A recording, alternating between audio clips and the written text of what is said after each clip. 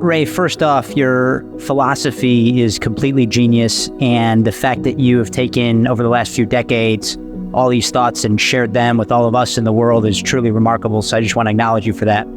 My question is, as you were beginning to realize how these principles changed your own line of thinking and then turn them into ways that you made decisions, how did you choose to invest in the technology that allowed Bridgewater to make the best decisions as a team? I started by every time I would make a decision, I would write down the criteria. I did it basically because when I would close out a trade, I wanted to then see how my thinking worked. And then I stumbled across the idea that if I can make that clear enough, I could test how that decision would have worked in the past. I could run it through all countries, all past period of time, and that gave me a reflection on that decision rule.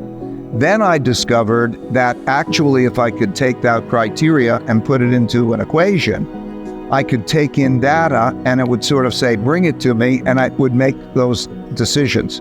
And so I stumbled across the fact that writing down the principle, making it an equation, allowed me to be able to test it, and then also allowed decision-making to be happening in that way.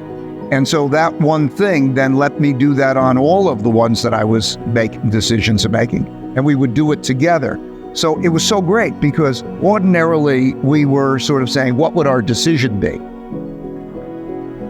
That's bad.